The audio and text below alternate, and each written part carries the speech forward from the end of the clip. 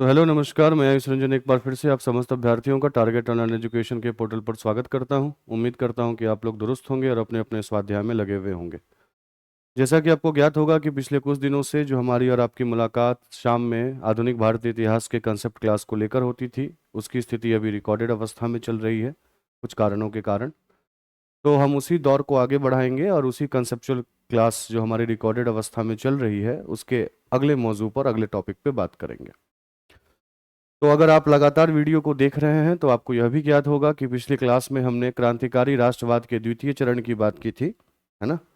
और उस बात के दौरान मैंने आपको वे समस्त कारण बताए थे जिन कारणों के कारण भारत में द्वितीय श्रृंखला की क्रांतिकारी राष्ट्रवादी घटना का आगाज होता है, चाहे वो 1920 तक प्रथम क्रांतिकारी राष्ट्रवाद में संलग्न क्रांतिकारियों की रिहाई हो, या फिर उन क्रांतिकारियों का समाजवाद और साम्यवाद की विचारधारा से अभिप्रेरित होना हो, या फिर वो तमाम पत्र पत्रिकाएं जिन्होंने उस दौरान के क्रांतिकारी विचारधारा को पनपाने में अहम मदद की, जिनमें आपने आत्मशक्ति नाम के पत्रिका को देखा, बिजोली नाम की पत्रिका को देखा, सारथी नाम की पत्रिका को देखा।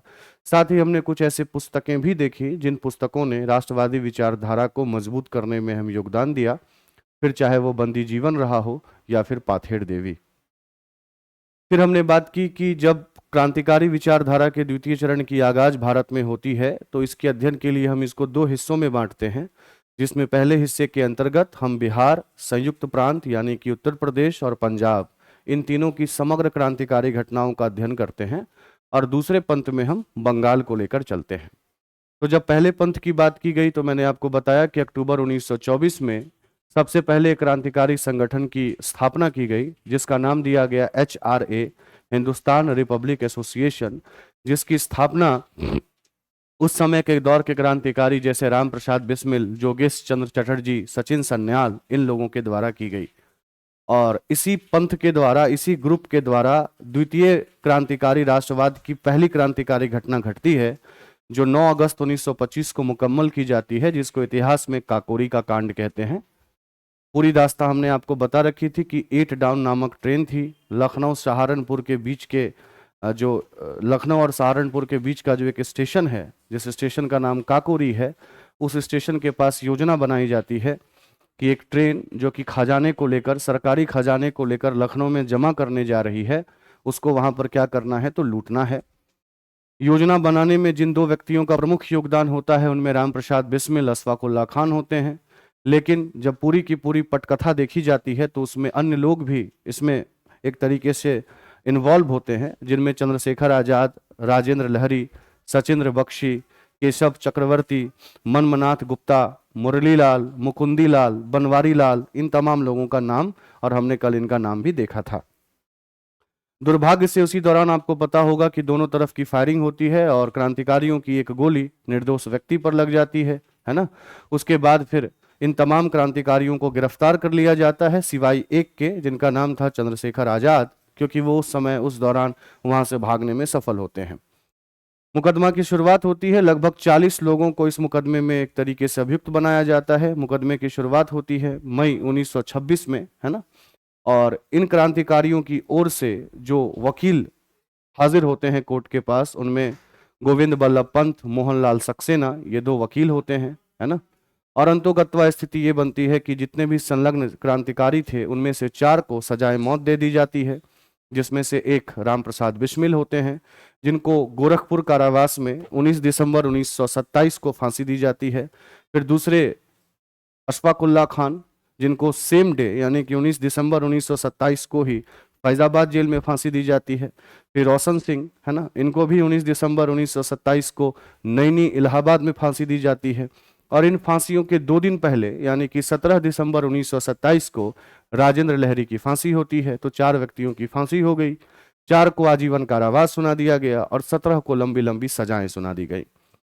उसके बाद हमने बात किया था कि इतिहास में जब ये काकोरी कांड यानी कि 9 अगस्त 1925 का ये कांड, जिसके ऊपर हमने अभी थोड़ी देर पहले बात की, जिक्र किया, जब ये घटना घटती है तो इससे क्रांतिकारी और ज़्यादा एक तरीके से उग्र हो जाते हैं। और यूपी और पंजाब के क्रांतिकारी, जिनमें यूपी के शिव वर्मा, जयदेव कपूर, है ना, विजय कुमार सिन्हा, और फिर इधर पंजाब के क्षेत्र के भगत सिंह, सुखदेव, भगवती चरण वोहरा, ये लोग ये मिलकर तय करते हैं कि अब जरूरत आ गई है कि हमारी जो संगठन बनी है एचआरए, ये एचआरए अब और ज्यादा व्यापक हो और ज्यादा वृद्ध हो और ये अपने अंदर एक तरीके से समाजवाद की भावना को भी क्या करे तो समाहित करे।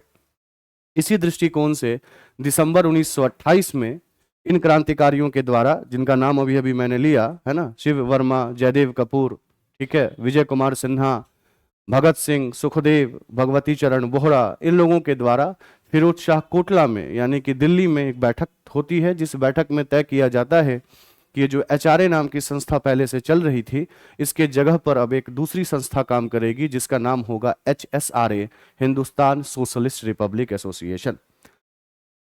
तो एचएसआरए का निर्माण हो गया। एचएसआरए के निर्माण के बाद हमने देखा कि एचएसआरए के क्रांतिकारियों के द्वारा जो पहली क्रांतिकारी गतिविधि की गई, उसमें से सबसे पहली गतिविधि को कहते हैं सॉन्डर्स की हत्या, या जिसको इतिहास में लाहौर षड्यंत्र मुकदमा भी कहा जाता है, जिसमें हमने देखा था ये मुकदमा और कुछ नहीं बल्कि साइमन आयोग के बहिष्कार के दौरान लाहौर क्षेत्र में जब लाला लाजपत राय प्रदर्शनकारियों का नेतृत्व कर रहे थे, तो उसी दौरान एक अंग्रेजी अधिकारी जिसका नाम जेम्स स्कॉट था, उन्होंने आंदोलनकारियों के ऊपर लाठीचार्ज करने का आदेश दिया, जिस कारण लाला लाजपत राय के सर पर एक चोट लगी और 17 नवंबर 1928 को उनकी मृत्यु हो गई। तो इन क्रांतिकारियों की मंशा थी, जिन क्रांतिकारियों में 4 क्रांतिकारी प्रमुख थे, भगत सिंह, राजगुरु, चंद्रशेखर आजाद और सुखदेव, इनकी यह मंशा थी कि लाहौर जाकर इस घटना में जो मुख्य अभियुक्त है जेम्स स्कॉट, उसकी हत्या कर दी जाए। पर दुर्भाग्य से सॉन्डर्स की हत्या कर दी जाती है ना, गलत पहचान हो जाती है, आप यूं कह लें, है ना। और भगत सिंह और राजगुरु के हाथों 17 दिसंबर 1928 को सॉन्डर्स की हत्या कर दी जाती है। मेन जो कल्प्रिट थे इसमें वो तो भगत सिंह थे, राजगुरु थे, और इनको सहयोग प्रदान किया था चंद्रशेखर आजाद ने। उसी दौरान चंद्रशेखर आजाद के हाथों एक गोली भी चलती है उस कांस्टेबल के ऊपर, जो कांस्टेबल भगत सिंह और राजगुरु का पीछा कर रहा होता है, और उसका नाम होता है चमन सिंह, और चमन सिंह की भी क्या होती है तो मृत्यु होती है। बहरहाल इस घटना के बाद अंग्रेजों के हाथ में कुछ पुख्ता सबूत नहीं लग रहे थे, जिस दौरान मैंने यह जिक्र भी किया था कि जो इम्तियाज रशीद कुरैशी हैं, पाकिस्तान के जाने माने लॉयर और भगत सिंह मेमोरियल फाउंडेशन चलाने वाले व्यक्ति, उन्होंने हाल के दिनों में ही इस मुकदमे से रिलेटेड, क्योंकि यही मुकदमा आगे चलकर भगत सिंह, सुखदेव और राजगुरु को 23 मार्च 1931 को फांसी की सजा दिलवाएगा, तो इस मुकदमे के ऊपर उन्होंने एक तरीके से पिटीशन याचिका दायर की और इस मुकदमे से संबंधित एफआईआर की रिपोर्ट मंगवाई, जो एफआईआर उस दौरान लाहौर के अनारकली पुलिस स्टेशन में दर्ज की गई थी, जिसमें इन लोगों के सीधे तौर पर संलग्न होने का कोई सबूत नहीं मिलता है। बस एफआईआर में एक व्यक्ति जो कि सौजन्य से, सौभाग्य से पुलिस भी होता है, कांस्टेबल भी होता है और वही चश्मदीद भी बनता है, उसके द्वारा एक रिपोर्ट लिखाई जाती है, जिस रिपोर्ट में ऐसा लिखा हुआ होता है कि मैंने जिस व्यक्ति को देखा या जो व्यक्ति भाग रहा था वो दूर से मुझे हिंदू प्रवृत्ति का लगा, जिसकी एक छोटी सी मूंछ थी, है ना, उजले रंग का पैजामा पहना था, ग्रे कलर का शर्ट पहना था, गालिबन 5 फीट 5 इंच उसकी हाइट थी। ठीक है, बस इतनी ही चीज पता चलती है। पुख्ते तौर पर भगत सिंह इसमें संलग्न थे, इसका कोई भी पता वहां पर नहीं चल पाता है। तो बहरहाल ये लोग वहां से भागकर आ जाते हैं वेश बदलकर, और फिर 8 अप्रैल 1929 को एचएसआरए की द्वितीय क्रांतिकारी घटना होती है, जिस क्रांतिकारी घटना में केंद्रीय विधानसभा में चल रही केंद्रीय विधानसभा में भगत सिंह और बटुकेश्वर दत्त ये दोनों मिलकर एक बम फेंकने का आयोजन बनाते हैं, जिस बम फेंकने का उद्देश्य किसी भी प्रकार के व्यक्ति को क्षति पहुंचाना नहीं था, बल्कि जो वास्तविक बात थी वह यह थी, जैसा कहते हैं भगत सिंह, कि हमें बहरों को सुनाना था।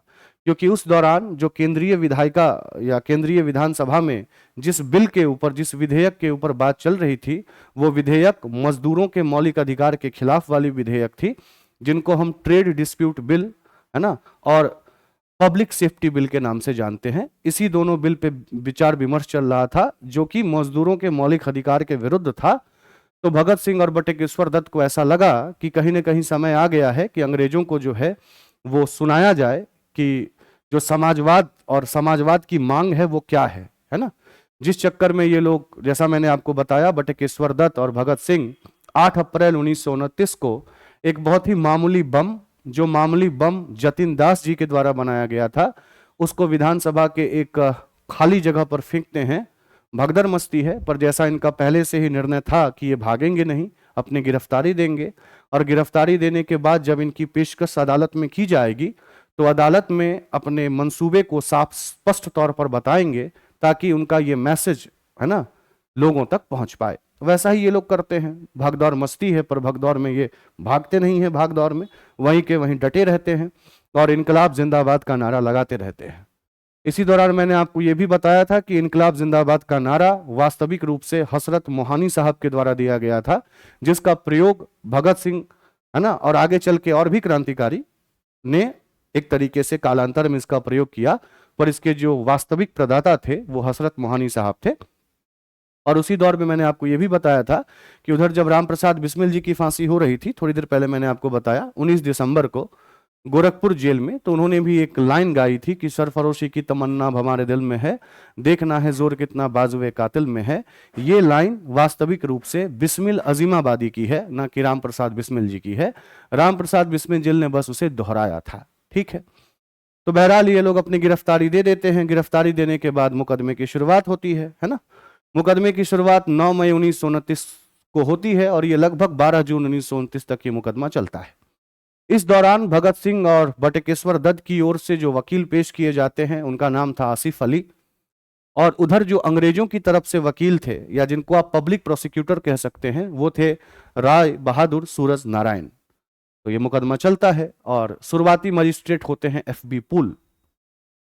इसी दौरान मैंने बताया था कि इन लोगों की मंशा कभी भी उस बम से लोगों को क्षति पहुंचाने की नहीं थी। बावजूद इसके जो FB पुल थे यानी कि पहले मजिस्ट्रेट, उनका बयान आता है, उनका डिसीजन आता है, जजमेंट आता है, जिस जजमेंट में यह लिखा होता है कि भगत सिंह और बटुकेश्वर दत्त की मंशा जानबूझकर है ना राजा के प्रजा को क्षति पहुंचाने की थी, जो कि एक दंडनीय अपराध है ना।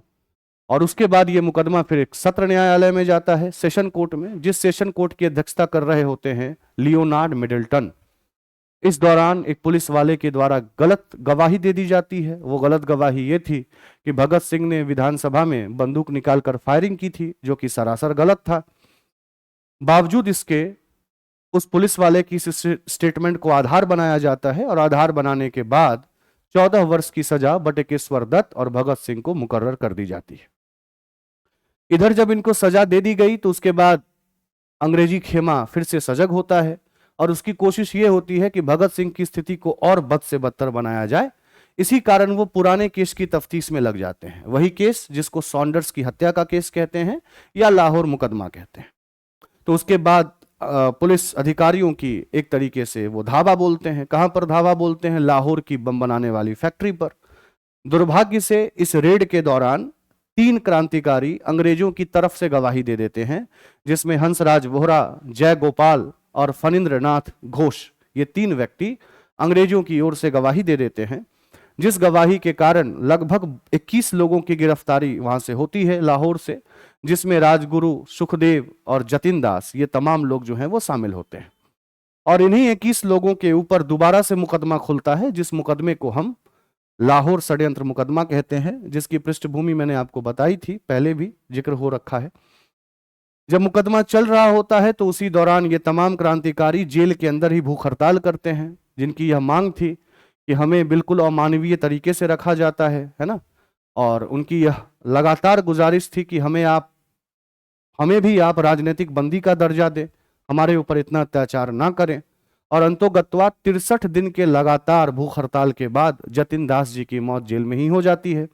और जतिन दास वो पहले क्रांतिकारी बनते हैं जिनकी भूख हड़ताल से जेल में मौत हुई थी। जैसे ही ये मौत होती है तो ये खबर अपने आप में उस दौरान के अखबारों में छपते रहती है। इन लोगों की जेल में रहते हुए ही लोकप्रियता बढ़ने लगती है। ठीक है, और लगातार 116 दिन के फास्ट के बाद फिर भगत सिंह भी अंतोगत्वा अपनी फास्टिंग को त्याग करते हैं अपने पिताजी के आग्रह पर, है ना, 5 अक्टूबर 1929 को। तो जब जैसे जैसे इन लोगों की लोकप्रियता बढ़ रही थी जेल में रहने के बावजूद, तो उस दौरान के जो वाइसराय थे जिनका नाम लॉर्ड इरविन था, लॉर्ड इरविन को इनकी बढ़ती हुई लोकप्रियता कतई रास नहीं आ रही थी, क्योंकि ये लोग समाजवाद की बात कर रहे थे, साम्यवाद की बात कर रहे थे। और मैंने अपने पुराने क्लासेस में बार बार बता रखा है कि समाजवाद और साम्यवाद ये दोनों के दोनों साम्राज्यवाद और पूंजीवाद के घोर विरोधी हैं। तो अंतोगत्वा लॉर्ड इरविन फिर तय करता है कि कुछ ऐसा काम किया जाए कि ये लोग एक तरीके से परमानेंटली शांत कर दिए जाएं। तो ये आनन फानन में एक अध्यादेश निकालता है, जिस अध्यादेश के आधार पर लाहौर षड्यंत्र मुकदमा के लिए एक स्पेशल कोर्ट का गठन किया जाता है और उस कोर्ट को यह हिदायत दी जाती है कि आप बिना अभियुक्त के उपस्थिति के ही सुनवाई को जारी कर सकते हैं। इस स्पेशल कोर्ट में 3 व्यक्ति होते हैं, justice J Coldstream, justice Agha Haidar और जस्टिस जीसी हिल्टन। क्योंकि इन लोगों को इस बेंच के आगे उपस्थित होने का अधिकार नहीं था, इसी कारण इस मुकदमे में भगत सिंह ने लाला धूनीचंद को यह कहा कि आप हमारे कानूनी सलाहकार बनिए ताकि हमें चीजों का जायजा तो मिल सके, हम वहां उपस्थित तो होंगे नहीं। तो भगत सिंह की ओर से जो कानूनी सलाहकार बनाए गए वो थे लाला धूनीचंद। उधर सुखदेव की ओर से जिन्होंने इस बात को आगे में रखा वो वापस थे आसिफ अली, है ना। और बिल्कुल एक तरफा सुनवाई करते हुए, जिस दौरान मैंने आपको बताया था कि 450 लोगों की गवाही ली गई, पर विपक्ष के वकील को यानी कि क्रांतिकारियों की तरफ से जो वकील थे उनको क्रॉस क्वेश्चनिंग करने का मौका ही नहीं दिया गया और एक तरफा गवाही के आधार पर 7 अक्टूबर 1930 को एक 300 पेज का जजमेंट आता है इन्हीं तीनों जजेस के द्वारा, जिसमें यह कहा जाता है कि किसी भी आधार पर ये मानने से इनकार नहीं किया जा सकता कि सुखदेव, भगत सिंह और राजगुरु की संलिप्तता सॉन्डर्स और चमन लाल की हत्या में नहीं थी, यानी कि लाहौर षड्यंत्र मुकदमे में नहीं थी। इसी कारण ये अदालत इस नतीजे पे पहुंचती है कि इन तीनों को सजाए मौत सुना दी जाए और 23 मार्च 1931 को सुखदेव, भगत सिंह और राजगुरु को सजाए मौत सुना दी जाती है ना। और फांसी के तख्ते पर लटकने के दौरान सुखदेव और भगत सिंह 23 वर्ष के थे जबकि राजगुरु 22 वर्ष के थे। और अपने आप में यह सुनवाई इलीगल थी, इसका जिक्र हमने आपसे किया भी कि जिस बेंच का गठन हुआ था वो अध्यादेश के मार्फत हुआ था, पर उस अध्यादेश को विधायिका की मंजूरी कभी नहीं मिली। दूसरी बात कि जो डेथ वारंट साइन किया गया था वो डेथ वारंट इनके हैंगिंग तक, मतलब इनको फांसी देने तक एक्सपायर हो चुका था। और तीसरी बात यह कि जो यह जजमेंट दिया गया वो एक स्पेशल बेंच के द्वारा दिया गया, जबकि सजाए मौत की सजा सुनाने का अधिकार सेशन कोर्ट को, सत्र न्यायालय को होता है। बहरहाल ये तीनों शहादत को प्राप्त करते हैं। यहां तक की बात हमने कल की क्लास में कर ली थी। अब जब ये शहादत को प्राप्त करते हैं तो उधर आपको पता होगा कि चंद्रशेखर आजाद की गिरफ्तारी अभी तक नहीं होती है।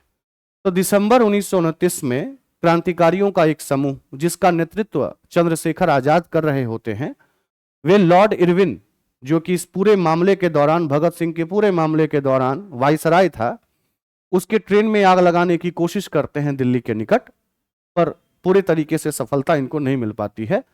और अंतोगत्वा 27 फरवरी 1931 को अंग्रेजों को यह मालूम चलता है कि चंद्रशेखर आजाद इलाहाबाद के अल्फ्रेड पार्क में है ना, जिस कारण इनको चारों तरफ पुलिस से घेर लिया जाता है। और अंतोगत्वा 27 फरवरी 1931 को अल्फ्रेड पार्क में चंद्रशेखर आजाद खुद को गोली मारकर अपने जीवन का समापन करते हैं। और इनके समाप्ति के साथ ही जो क्रांतिकारी विचारधारा का एक ग्रुप चल रहा था यूपी, बिहार और पंजाब में, वो कहीं ना कहीं क्या होता है तो शांत हो जाता है। ठीक है, तो इधर एक खेमा शांत हो गया, पर अभी तक हमने बंगाल की बात नहीं की है, तो बंगाल की बात करना लाजमी है। आपको याद होगा 1925 में चित्तरंजन दास की मृत्यु होती है ना, देशबंधु चित्तरंजन दास, दार्जिलिंग में बुखार के कारण। जिस बुखार के कारण मृत्यु के बाद जो बंगाल का क्षेत्र होता है, उस बंगाल के क्षेत्र में कांग्रेस के 2 फाड़ हो जाते हैं। एक फाड़ का नेतृत्व करते हैं जेएम सेन गुप्ता और दूसरे फाड़ का नेतृत्व करते हैं सुभाष चंद्र बोस, एससी बोस। जेएम सेन गुप्ता का संबंध प्रथम चरण के क्रांतिकारी विचारधारा के दौरान एक संगठन बनी थी जिसका नाम था अनुशीलन समिति, नाम से वाकिफ होंगे आप। तो जेएम सेन गुप्ता का संबंध उसी अनुशीलन समिति के साथ रहता है, जबकि सुभाष चंद्र बोस युगांतर समूह के साथ अपना ताल्लुकात रखते हैं। और स्थिति यह होती है कि ये दोनों का दोनों खेमा उस दौरान कलकत्ता कॉरपोरेशन का चुनाव होने वाला था, जिस कलकत्ता कॉरपोरेशन के चुनाव में ये दोनों का दोनों खेमा मशरूफ था। इसी दौरान बंगाल में एक घटना घटती है, जिस घटना घटने के बाद आप ऐसा कह सकते हैं कि बंगाल में क्रांतिकारी विचारधारा की द्वितीय पंथ की शुरुआत होती है। घटना क्या होती है? 12 जनवरी 1924 का वक्त होता है। एक व्यक्ति हैं जिनका नाम है गोपीनाथ शाह।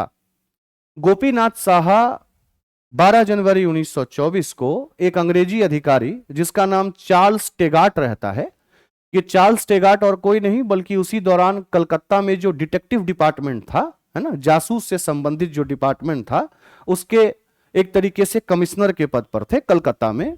तो गोपीनाथ साहा के द्वारा चार्ल्स टेगाट को मारने की कोशिश की जाती है, लेकिन यह कोशिश विफल होती है और दुर्भाग्य से एक दूसरे व्यक्ति की मौत हो जाती है जिसका नाम होता है मिस्टर अर्नेस्ट डे। तो मारना था चार्ल्स टेगाट को, मर गया कौन? Ernest Day. तो इसके बाद पुलिस सक्रिय होती है ना। जब पुलिस सक्रिय होती है तो इधर गोपीनाथ साहा जी की गिरफ्तारी की जाती है और गोपीनाथ साहा जी को 1 मार्च 1924 को अलीपुर सेंट्रल जेल में फांसी की सजा सुना दी जाती है। अच्छा, मामला यही नहीं रुकता, पुलिस और तफ्तीश करती है क्योंकि उसको पता लगाना था कि इसमें और कितने लोग मशरूफ थे, कितने लोग इसमें संलिग्न हैं। तो उसी दौरान 25 अक्टूबर 1924 को, यानी कि फांसी 1 मार्च 1924 को दे दी गई और इधर कुछ महीनों के बाद 25 अक्टूबर 1924 को सुभाष चंद्र बोस जी को कलकत्ता में उनके निवास से उठाया गया। जिस कानून के आधार पर उठाया गया वो कानून को कहते हैं रेगुलेशन 3 ऑफ एक्ट 1818, मतलब एक अधिनियम निकाला गया था, बंगाल अधिनियम 1818, इसका एक अनुभाग था, अनुभाग 3।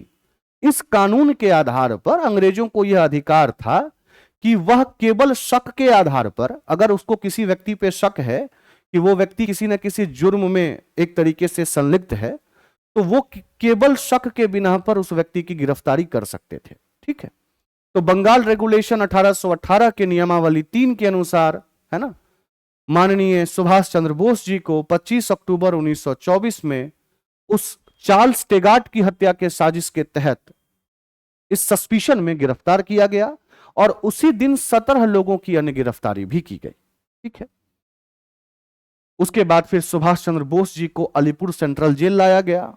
अलीपुर सेंट्रल जेल के बाद ये फिर गए बेरहमपुर जेल। बेरहमपुर के जेल के बाद 1925 में इनको भेज दिया गया बर्मा का मांडले जेल और बर्मा के मांडले जेल 1925 में भेजे जाने के 2 साल के बाद, यानी कि 1927 के बाद इनकी रिहाई होती है।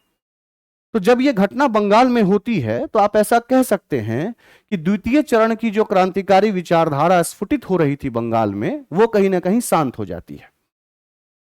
इसके शांत होने के बाद बंगाल में जिस पंथ ने या जिस ग्रुप ने, जिस समूह ने क्रांतिकारी विचारधारा को आगे बढ़ाया, वो चटगांव क्षेत्र के क्रांतिकारी समूह थे। ठीक है, चटगांव क्षेत्र है बांग्लादेश। यहां पर एक व्यक्ति हुए जिनका नाम था सूर्यसेन, है ना, प्यार से लोग इन्हें मास्टर दा भी कहते थे। इनकी स्थिति यह थी कि ये चटगांव में जो राष्ट्रीय कॉलेज था, नेशनल कॉलेज, वहां पे बतौर शिक्षक भी थे और सहयोग आंदोलन के दौरान इन्होंने पुरजोर तरीके से शिरकत भी की थी और अपने क्रांतिकारी गतिविधि के कारण ये 1926 में पहले भी गिरफ्तार किए जा चुके थे और 1926 से लेकर 28 तक ये बकायदा जेल में ही रहते हैं। फिर जब 28 में छूट कर आते हैं जेल से, तो चटगांव की जो कांग्रेस समिति होती है, चटगांव की कांग्रेस समिति का इनको एक तरीके से सचिव बना दिया जाता है। बहुत अच्छी बात। और इसी दौरान इसी सूर्यसेन जी का एक प्रमुख कथन है, जिस प्रमुख कथन के आधार पर वो कहते हैं कि सौहृदयता क्रांतिकारी का विशेष गुण है, यानी कि क्रांतिकारियों के अंदर जो एक प्रमुख गुण होना चाहिए वो मानवीयता का होना चाहिए। ठीक है, तो बहुत अच्छी चीजें चल रही होती हैं। इधर 18 अप्रैल 1930 को यही सूर्यसेन और सूर्यसेन के साथ उनके करीबी, जिन करीबियों में गणेश घोष का नाम आता है, अनंत सिंह का नाम आता है, लोकनाथ पॉल का नाम आता है, ये तमाम लोग मिलकर ये सोचते हैं कि चटगांव में अंग्रेजों का शस्त्रागार है। शस्त्रागार का मतलब जहां पर ये लोग अस्त्र शस्त्र रखते हैं, तो क्यों ना उस शस्त्रागार पर रेड किया जाए, वहां से हथियार बरामद किए जाएं और वे हथियार अपने भारतीय क्रांतिकारियों को दे दिया जाए ताकि एक तरीके से सशस्त्र विद्रोह का माहौल तैयार हो सके। इनकी सोच होती है और साथ में जितने भी प्रकार की कनेक्टिविटी, संचार से संबंधित सेवाएं हैं, जैसे रेलवे हो गया, टेलीग्राफ हो गया, है ना, टेलीफोन हो गया, इन सब प्रकार के संचार को बाधित कर दिया जाए ताकि चटगांव ब्रिटिश साम्राज्य के कंट्रोल से पृथक हो जाए और वहां पर फिर हम अपनी क्रांतिकारी गतिविधि या यूं कह लें कि समानांतर सरकार की स्थापना कर पाए। तो 18 अप्रैल 1930 का दिन मुकर्रर किया जाता है और 65 क्रांतिकारियों का समूह, जिन क्रांतिकारियों का मुख्य रूप से जो ताल्लुकात था वो एक पार्टी से था जिस पार्टी को कहते हैं इंडियन रिपब्लिकन आर्मी। तो इंडियन रिपब्लिकन आर्मी के चटगांव शाखा के 65 क्रांतिकारी, है ना, अलग अलग ग्रुप्स में, अलग अलग टुकड़ियों में इस चटगांव शस्त्रागाह के ऊपर धावा बोलते हैं, जिसमें से जिस गणेश घोष जी का नाम मैंने लिया था अभी, जो सूर्यसेन के करीबी थे, गणेश घोष, लोकेश पॉल, इन लोग का नाम थोड़ी देर पहले लिया था। तो जो गणेश घोष के नेतृत्व वाली क्रांतिकारी दल थी, उसने पुलिस के शस्त्रागार पर एक तरीके से रेड मारा। उधर जो लोकनाथ पॉल वाली जो एक तरीके से दल था क्रांतिकारियों का, उसने ऑक्सिलरी फोर्सेस के शस्त्रागार पर रेड मारा और वहां पे रेड मारने के बाद उनको लिविस गन और 303 आर्मी राइफल्स बरामद होते हैं।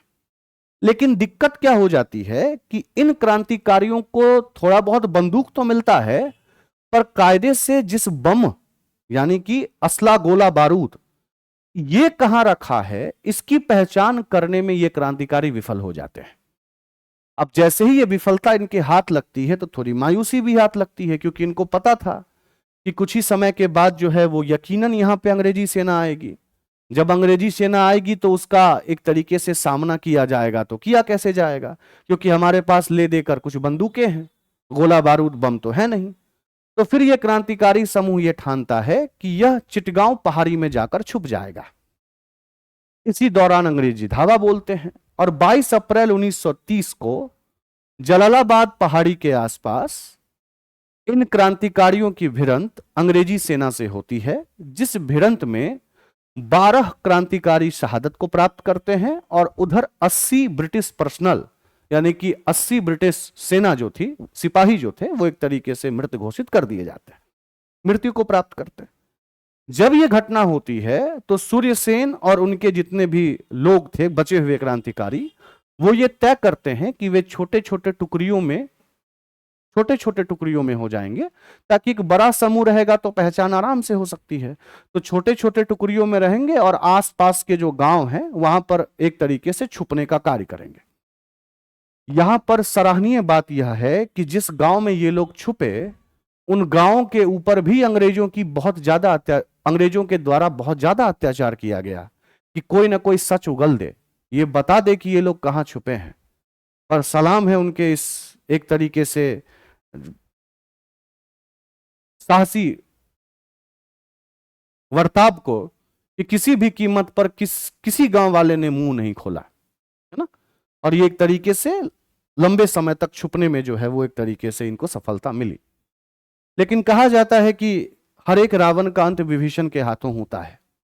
जब ये चीज अच्छे तरीके से चल रही थी तो उसी दौरान 16 फरवरी 1933 को सूर्यसेन के ही एक करीबी, जिसका नाम था नेत्रसेन ने अंग्रेजों से मुखबिरी कर दी और बता दिया कि सूर्यसेन और उनके दोस्त कहां छिपे हैं। और अंतोगत्वा 16 फरवरी 1933 को सूर्यसेन की गिरफ्तारी की जाती है और 12 जनवरी 1934 को माननीय सूर्यसेन जी को चिटगांव सेंट्रल जेल में फांसी दे दी जाती है। डॉक्यूमेंट ये कहते हैं कि फांसी देने से पहले इनका खूब जोर शोर से टॉर्चर किया गया, हाथों के नाखून तक निकाल दिए गए, शरीर की हड्डियां तोड़ दी गई और अंतोगत्वा इस वीर व्यक्ति ने शहादत दी और एक तरीके से इनको सजाए मौत सुना दी गई।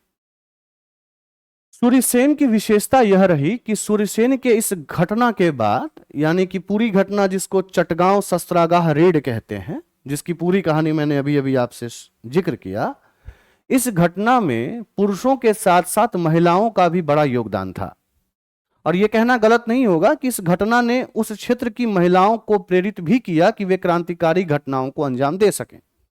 इसी में कुछ महिलाओं का नाम आता है, जिनमें सबसे पहले प्रीतिलता वडेदार, इनका नाम आप कल से ही सुन रहे होंगे। तो जब ये रेड का माहौल चल रहा था तो इन्होंने रेलवे इंस्टीट्यूट, जो चिटगांव की जो रेलवे इंस्टीट्यूट थी, वहां पर इन्होंने धावा बोला और उसी दौरान जो है वो इनकी मृत्यु हो गई। दूसरी शख्सियत थी कल्पना दत्त। ये सूर्यसेन के साथ ही गिरफ्तार की गई 16 फरवरी 1933 को, है ना। और इनको एक तरीके से लाइफ टाइम इंप्रिजमेंट, आजीवन कारावास की सजा जो है वो सुना दी गई। इधर जैसा मैंने आपको बताया कि सूर्यसेन की गतिविधि ने पूरे बंगाल में महिलाओं को क्रांतिकारी गतिविधि की तरफ आकृष्ट किया। तो दिसंबर 1931 की एक घटना है, जिस घटना में 15 वर्षीय एक लड़की जिसका नाम था शांति घोष और 16 वर्षीय एक लड़की जिसका नाम था सुनीति घोष, इन लोगों ने एक व्यक्ति की हत्या कर दी जो कायदे से डीएम थे, है ना, डीएम था, जिसका नाम था चार्ल्स जेफरी बकहेड स्टीवन। इसकी उन्होंने गोली मारकर हत्या कर दी। एक 15 वर्ष की है और एक 16 वर्ष की है। फिर फरवरी 1932 में एक और कांड होता है, जिस कांड को अंजाम देती हैं बीना दास। ये दीक्षांत समारोह, यानी कि आपको पता होगा कॉलेजेस में जब आप स्नातक स्नातकोत्तर ये सब करते हैं, दीक्षांत समारोह होता है।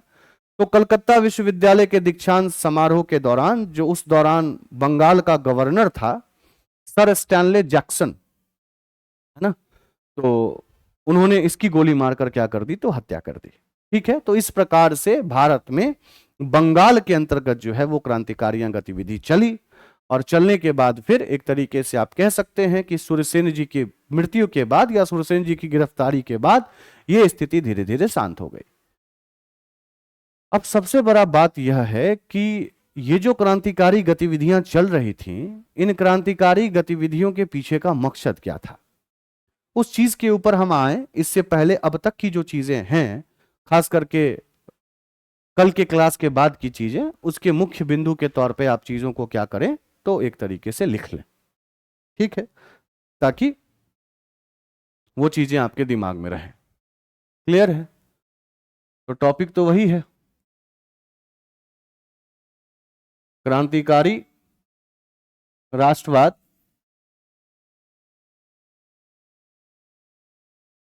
और क्रांतिकारी राष्ट्रवाद का कौन सा चरण? चरण 2। ठीक है जी। दिसंबर 1929 की घटना आपको बताई गई। चंद्रशेखर आजाद के नेतृत्व में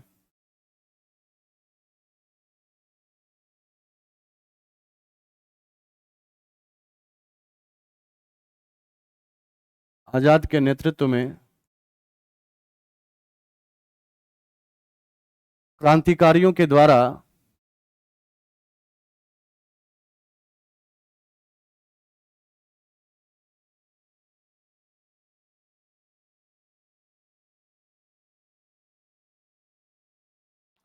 दिल्ली के निकट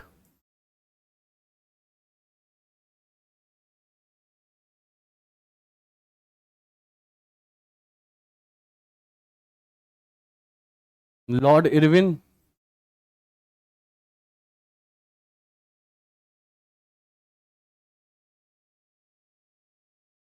के ट्रेन को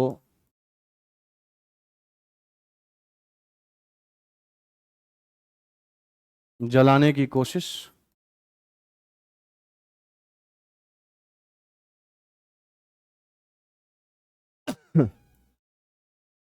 क्लियर है। फिर मैंने आपको बताया था कि अल्फ्रेड पार्क में, है ना, चंद्रशेखर आजाद जी ने खुद को गोली मारकर एक तरीके से अपने जीवन का अंत किया 27 फरवरी 1931 को।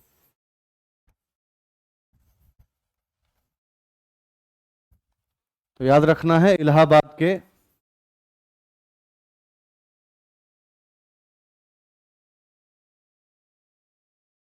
प्रयागराज में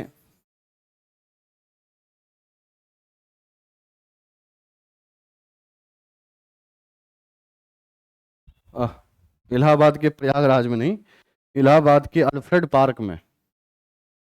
तो मैंने दो पुराने और नए नामों को समकक्ष कर दिया। तो इलाहाबाद के अल्फ्रेड पार्क में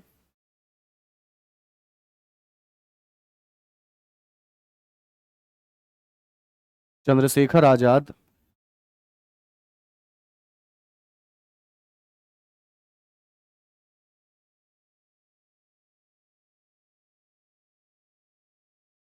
के द्वारा, खुदकुशी ही आप कह सकते हैं इसको,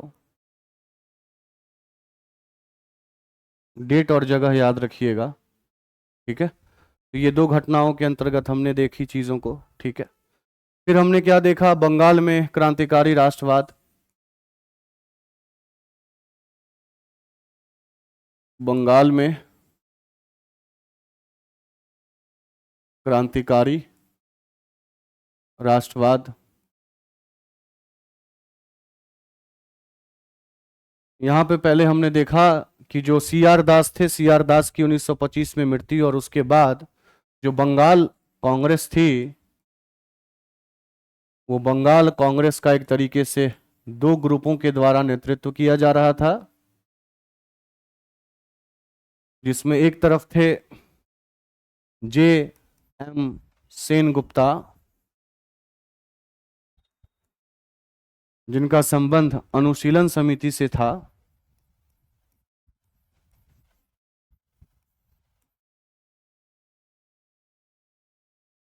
और दूसरे थे अपने नेताजी, है ना, यानी कि सुभाष चंद्र बोस, जिनका संबंध युगांतर समूह के साथ था। लेकिन ये दोनों के दोनों पंथ उस दौरान कलकत्ता के कॉरपोरेशन चुनाव में बिजी थे, है ना, तो कायदे से बंगाल में जो क्रांतिकारी गतिविधि की शुरुआत कही जाती है वो 12 जनवरी 1924 को कही जाती है। ठीक है, 12 जनवरी 1924। क्या घटना हुई इस दौरान, गोपीनाथ साहा के द्वारा, गोपीनाथ शाह के द्वारा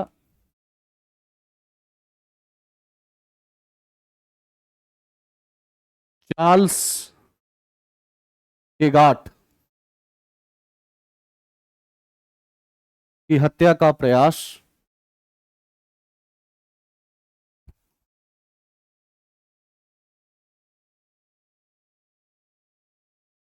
ठीक है, लेकिन हत्या हो किसकी गई, हत्या हो गई अर्नेस्ट डे की,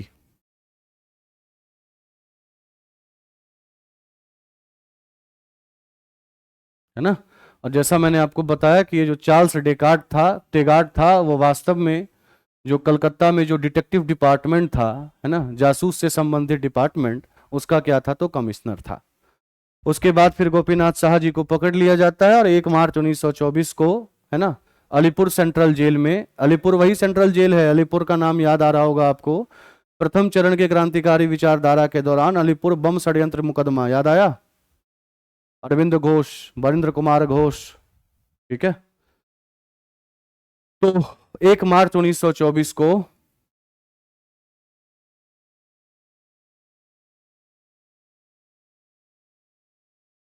गोपीनाथ साहा जी को फांसी,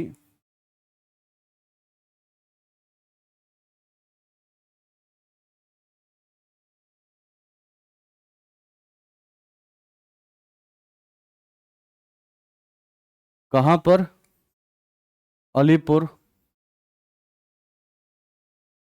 सेंट्रल जेल।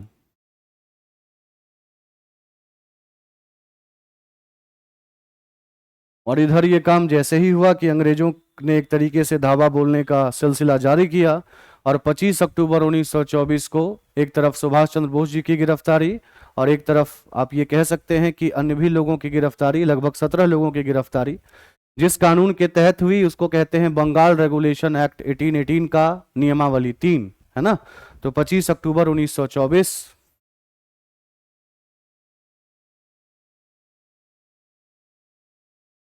एससी बोस की गिरफ्तारी,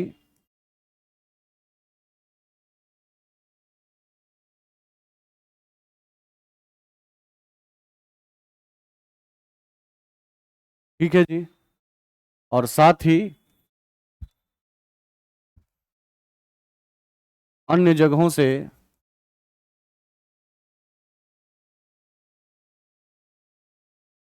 17 क्रांतिकारियों की गिरफ्तारी, या 17 लोगों की गिरफ्तारी कह लीजिए।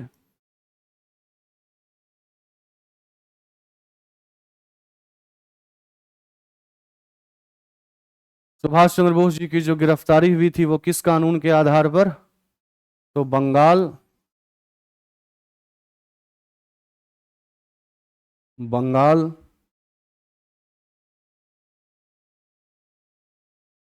रेगुलेशन एक्ट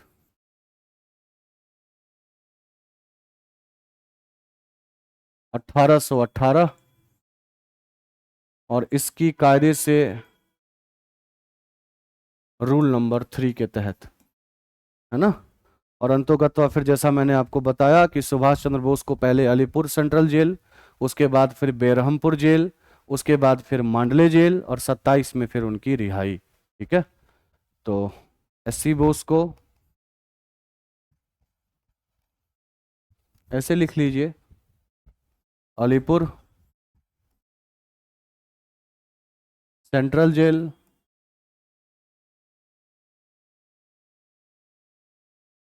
उसके बाद फिर बेरहमपुर जेल,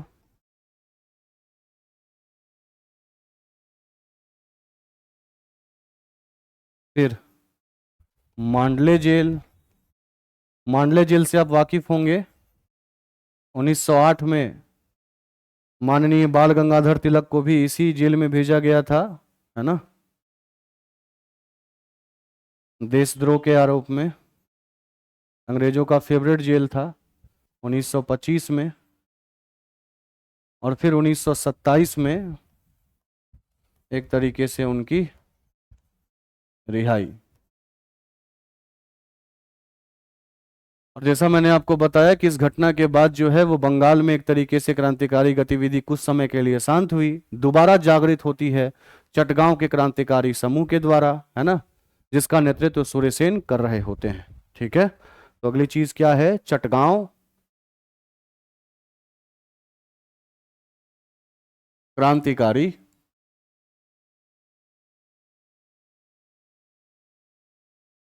समूह। ठीक है, तो इसमें जो मुख्य व्यक्ति हैं पहले उनका नाम आपके दिमाग में होना चाहिए। मुख्य व्यक्ति कौन, सूर्यसेन, या इन्हीं को क्या कहते हैं, मास्टर दा। ठीक है, तो सूर्यसेन या मास्टर दा। और जैसा मैंने आपको बताया कि ये असहयोग आंदोलन के दौरान इन्होंने क्या की थी, तो पुरजोर तरीके से शिरकत की थी। उधर क्या बताया था कि चटगांव के राष्ट्रीय स्कूल में ये क्या थे, तो शिक्षक थे। तो चटगांव के राष्ट्रीय स्कूल के शिक्षक,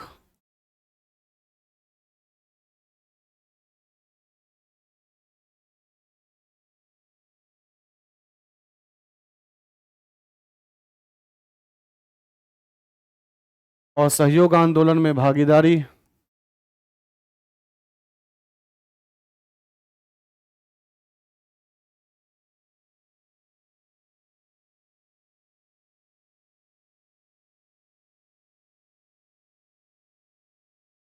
ठीक है, पहले 1926 से लेकर 28 तक क्रांतिकारी गतिविधियों के कारण गिरफ्तार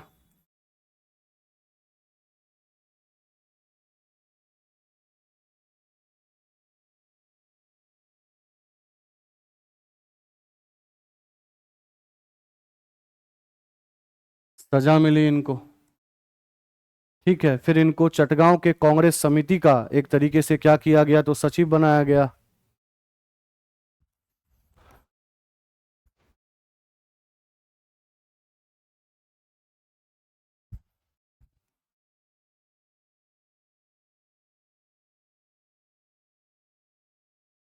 समिति का सचिव।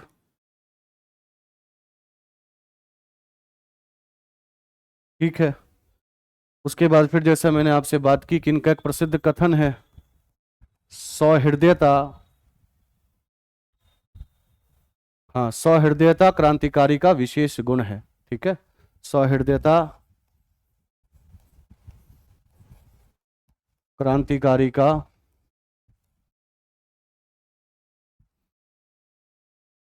विशेष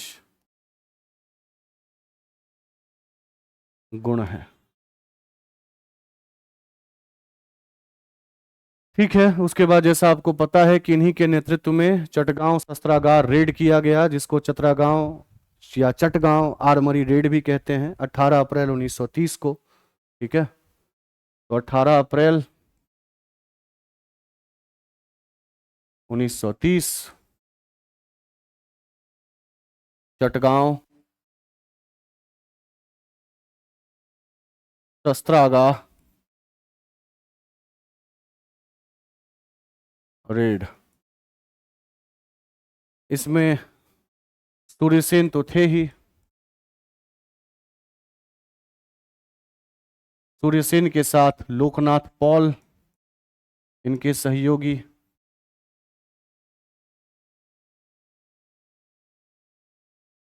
ठीक है।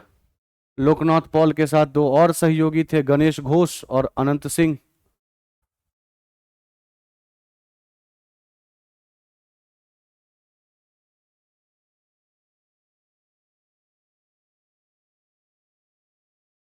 अनंत सिंह। और जैसा मैंने आपको बताया था कि एक खेमा, है ना, एक खेमा लोकनाथ पॉल जी के नेतृत्व में ससरागाह पे धावा बोलता है ना, जबकि दूसरा खेमा जो है वो गणेश घोष जी के नेतृत्व में धावा बोलता है। वहां से बंदूकें तो मिलती है ना। पर अच्छा, ये जो क्रांतिकारी थे इसमें संलिप्त,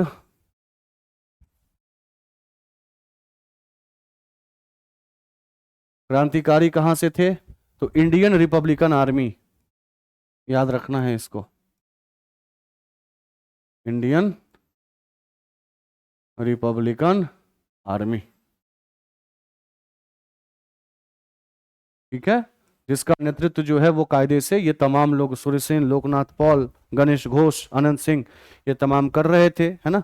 और जैसा मैंने आपको बताया कि गणेश घोष की जो एक तरीके से क्रांतिकारी दल थी, उन्होंने पुलिस शस्त्रागार पर रेड किया, जबकि जो लोकनाथ पॉल की एक ग्रुप थी उसने ऑक्सिलरी फोर्सेस के शस्त्रागार पर रेड किया। और उस रेड के बाद उनको कुछ 303 आर्मी राइफल्स और लुइस गन की भी प्राप्ति हुई, पर असला गोला बारूद की प्राप्ति वहां से नहीं हो पाई। जिसके बाद फिर ये लोग छुपने का तय करते हैं और चटगांव की पहाड़ियों में जाकर ये छुप जाते हैं, क्योंकि इनको ये भय होता है कि असला गोला बारूद तो है नहीं, तो मुकाबला कैसे होगा।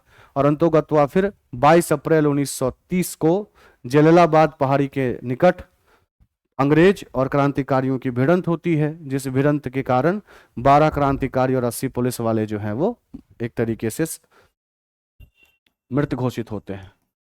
तो अप्रैल 22 1930 अगली घटना। जगह कौन?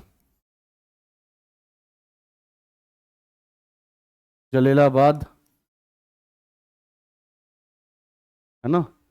पुलिस या अंग्रेज बनाम क्रांतिकारी,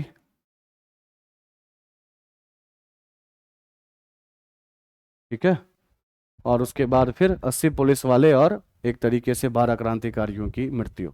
उसके बाद फिर सेन ये तय करते हैं कि वे छोटे छोटे टुकड़ियों में जो है वो आसपास के गांव में छुपेंगे। लंबे समय तक छुपने में ये इनको सक्सेस भी मिलता है, सफलता भी मिलती है। परंतु गत्वा एक मुखबिरी के कारण, जो मुखबिरी नेत्रसेन के द्वारा की जाती है, इस कारण इनकी 16 फरवरी 1933 को गिरफ्तारी हो जाती है। तो 16 फरवरी 1933 नेत्रसेन के मुखबिरी के कारण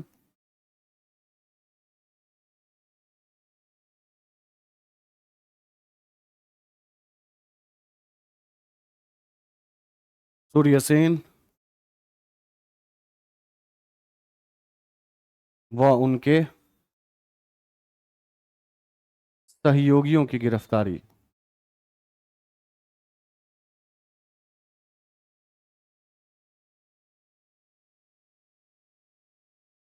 ठीक है। और अंतोगत्वा जैसे मैंने आपको बताया था कि लंबे टॉर्चर के बाद 12 जनवरी 1934 को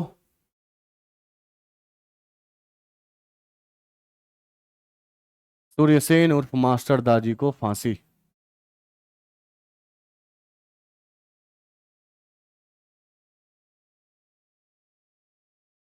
चटगांव जेल में, ठीक है।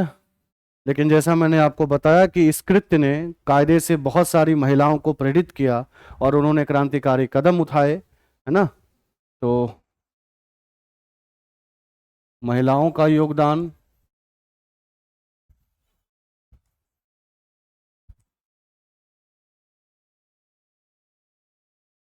जिसमें प्रीतिलता वडेदार,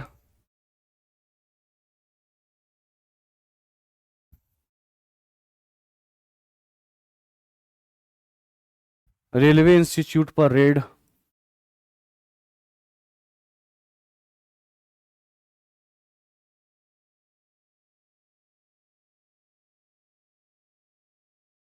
और इसी दौरान इनको शहादत, कल्पना दत्त,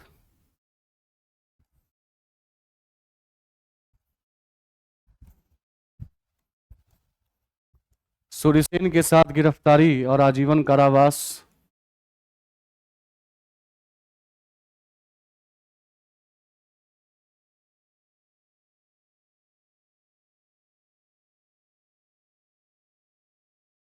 आजीवन कारावास।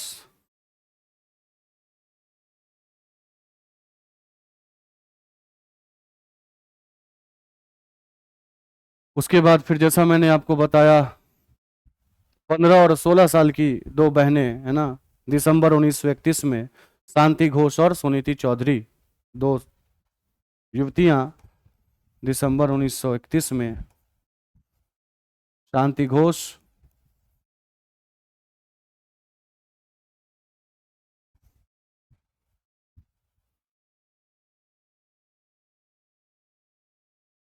और सुनीति चौधरी,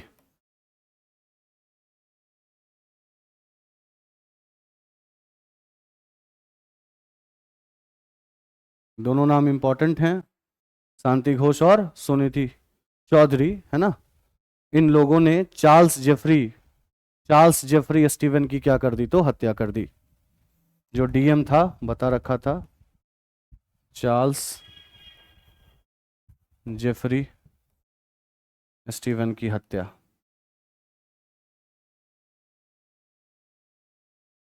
ठीक है। उसके बाद फिर आपको दीक्षांत समारोह याद होगा, बीना दास जी याद होंगी, है ना।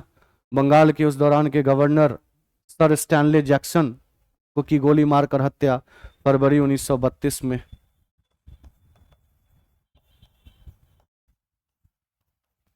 बीना दास के द्वारा बंगाल के गवर्नर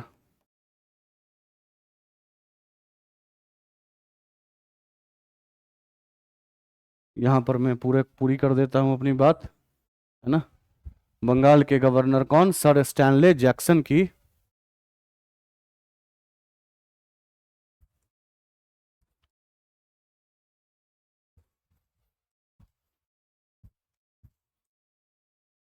कलकत्ता विश्वविद्यालय के दीक्षांत समारोह के दौरान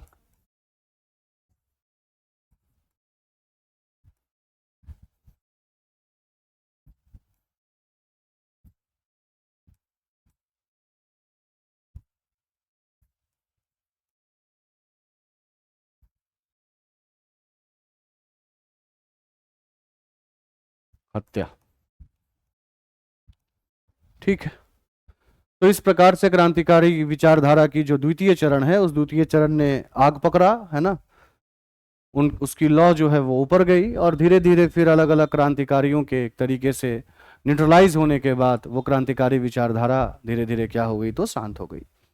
अब यहाँ पर सबसे बड़ा सवाल यह है, सबसे बड़ा प्रश्न यह है कि इन क्रांतिकारी विचारधाराओं के जो मोटिव था, वो मोटिव था क्या। तो मोटिव मैंने आपको पहले ही बता दिया कि जितने भी क्रांतिकारी इस दौरान के हुए हैं, उन क्रांतिकारियों ने यद्यपि क्रांति का रास्ता इख्तियार किया, इसमें कोई दो राय नहीं है, अलग अलग लोगों की हत्या की या हत्या करने का प्रयास किया, चलती हुई विधानसभा में बम मारा गया, सब बातें सही हैं। पर याद रखना है आपको कि क्रांतिकारी अपने विचारों को पेश करने का एक जरिया है, वो विचार नहीं हो सकता। इन क्रांतिकारी विचारधाराओं के पीछे का जो विचार था, वो विचार समाजवाद था और साम्यवाद था और मार्क्सवाद था। और इस बात की पुष्टि इस बात से होती है कि यद्यपि ये क्रांतिकारी जितने भी क्रांतिकारी इस दौरान के हुए, जब उन क्रांतिकारियों की गिरफ्तारी कर ली गई और जब वो एक तरीके से अपनी सजाए मौत का इंतजार कर रहे थे, तो उस दौरान उन लोगों ने स्पष्ट तौर पर ये वक्तव्य दिए, जो वक्तव्य कहीं ना कहीं बताते हैं कि इनके पीछे की विचारधारा तो समाजवाद, साम्यवाद और मार्क्सवाद थी। हां, ये अलग बात है कि इन्होंने क्रांति की सहायता ली उस विचारधारा को लोगों तक पहुंचाने के लिए। आपको राम प्रसाद बिस्मिल याद होंगे, है ना, जिनको काकोरी कांड के चक्कर में जो है वो 19 दिसंबर को एक तरीके से गोरखपुर में फांसी दे दी गई। बार बार जिक्र किया हूं मैं। जब ये जेल में थे तो उन्होंने एक बहुत ही इंपॉर्टेंट स्टेटमेंट कहा था, जिस वक्तव्य के माध्यम से आप उनकी वास्तविक मानसिकता को शायद समझ पाए। उन्होंने कहा था कि पिस्तौल और रिवॉल्वर इनका साथ छोड़ दें, क्रांतिकारी षड्यंत्र का हिस्सा ना बने और खुला आंदोलन करें। अब आप खुद सोचिए, अगर बिस्मिल साहब की मंशा केवल क्रांति, केवल भय और आतंक के माहौल को फैलाने की रहती, तो वो ये बात क्यों कर रहे होते? क्योंकि ये बात करने से वैसे भी उनको कोई फायदा नहीं था। ऐसा तो नहीं था कि ये स्टेटमेंट अगर वो दे रहे थे तो अंग्रेजों के अंदर करुणा की भावना आ जाती और उनके वो सजाए मौत की स्थिति को परिवर्तित कर देते या उनको रिहा कर देते। तो बावजूद इसके अगर वो ये स्टेटमेंट दे रहे हैं कि पिस्तौल और रिवॉल्वर का साथ छोड़ दें और क्रांतिकारी षड्यंत्र, कॉन्स्पिरेसी का हिस्सा ना बने, खुला आंदोलन करें, इसका मतलब कहीं ना कहीं वो आंदोलन से अलग मुराद ले रहे हैं। और वो अलग मुराद, अलग मायना किस चीज का था? समाजवाद और साम्यवाद का। ठीक है। बिस्मिल जी की एक और स्टेटमेंट है, जो स्टेटमेंट उनके समाजवाद के प्रति जो उनकी निष्ठा थी, उस निष्ठा को व्यक्त करती है। और वो कहते हैं कि प्रकृति की संपदा पर प्रत्येक इंसान का समान अधिकार है। यही तो समाजवाद कहता है कि धन और संसाधन का समान वितरण हो, है ना, जितने भी संसाधन हैं उन संसाधनों पर सभी व्यक्ति का समान अधिकार हो। तो इसी कारण मैंने आपसे कहा, अच्छा, ये तो फिर आपने अगर केवल बिस्मिल जी की बात की तो आपका ये आरोप हो सकता है कि सर ये तो केवल बिस्मिल जी की बात है, अन्य व्यक्ति क्यों? तो आप भगत सिंह का भी मुराद ले सकते हैं।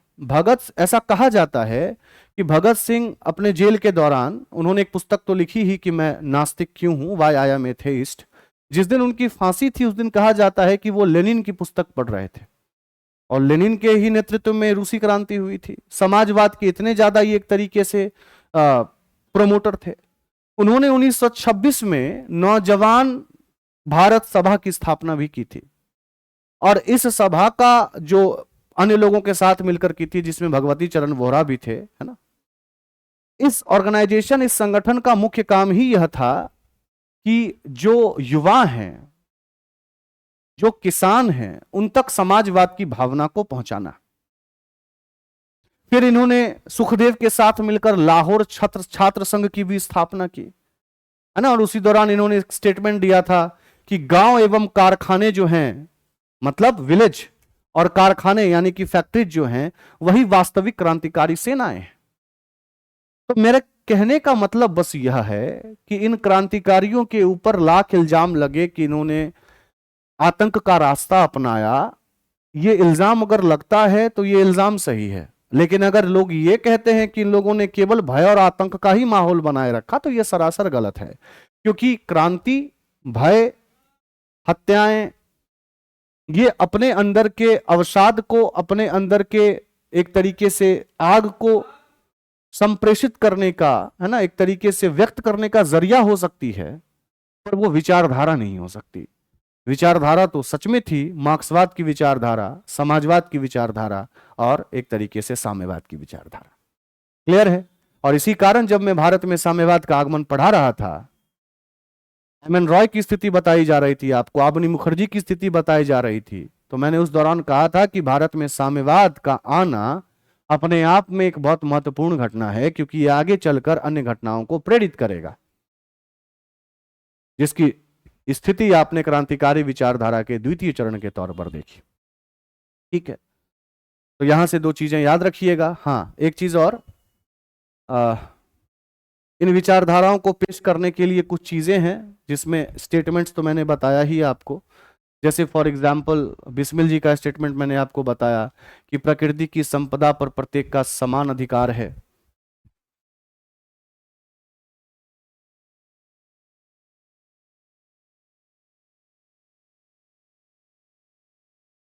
संपदा पर सबों का समान अधिकार,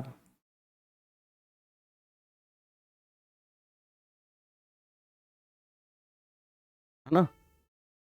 उसके बाद फिर पिस्तौल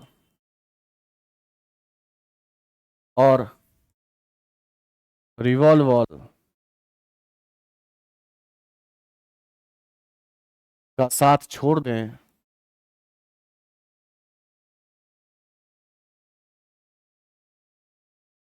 क्रांतिकारी षड्यंत्र का हिस्सा ना बने,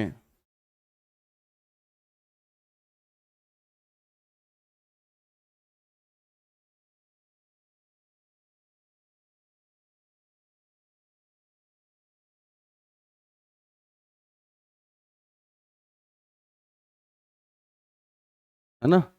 ये दोनों के दोनों स्टेटमेंट राम प्रसाद बिस्मिल जी के। फिर भगत सिंह की बात आपको मैंने की, समाजवाद की बात करने के लिए 1926 में नौजवान भारत सभा का गठन।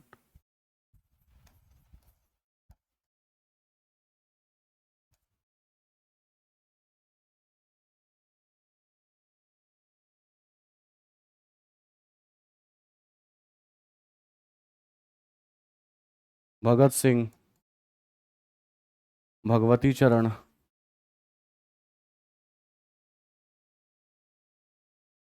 ठीक है। उसके बाद फिर आपने देखा लाहौर छात्र संघ की स्थापना सुखदेव और भगत सिंह के द्वारा।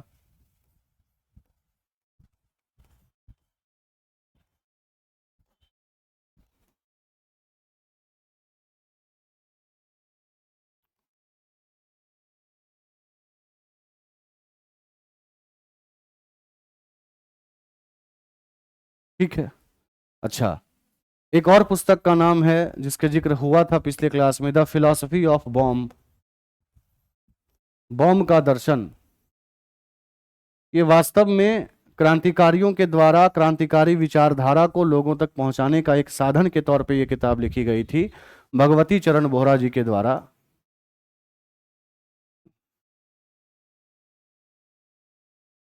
है ना। भगवती चरण बोहरा जी से आग्रह किया था चंद्रशेखर आजाद ने कि आप एक पुस्तक लिखिए जिस पुस्तक के माध्यम से हम अपनी विचारधारा को लोगों तक पहुंचा सकें, और उन्होंने एक तरीके से द फिलॉसफी ऑफ बॉम्ब नाम की पुस्तक को जो है वो लिख डाला। क्लियर है। तो इस प्रकार से क्रांतिकारी विचारधारा के द्वितीय चरण का समापन हुआ, है ना। अगले दौर में फिर हम राजनीति के मुख्य दौर में आ जाएंगे, है ना। और आपको जैसा पता है कि साइमन आयोग का बहिष्कार हो चुका है, नेहरू रिपोर्ट प्रकाशित हो चुकी है, नेहरू रिपोर्ट को लेकर अलग अलग प्रकार की विचारधाराएं पनप रही हैं, है ना। तो अब क्या होगा आगे, तो जैसा मैंने आपको बताया कि पूर्ण स्वराज का आह्वान किया जाएगा लाहौर सत्र में कांग्रेस के, सविनय अवज्ञा आंदोलन होगा। ये सविनय अवज्ञा आंदोलन भारत के अलग अलग क्षेत्रों में फैलेगा, चाहे वो तमिलनाडु हो, मालाबार हो, उड़ीसा हो, बिहार हो, है ना। इन तमाम जगहों पर लोगों की सहभागिता होगी। उसके बाद फिर गांधी और इरविन के बीच का समझौता होगा। तो इसी प्रकार से राजनीतिक गतिविधियां आगे बढ़ेंगी। तो मुलाकात करूंगा मैं आपसे अब अगले सत्र में। तब तक एक बार रिवाइज कर लीजिए, पढ़ते रहिए इसको। बहुत बहुत धन्यवाद।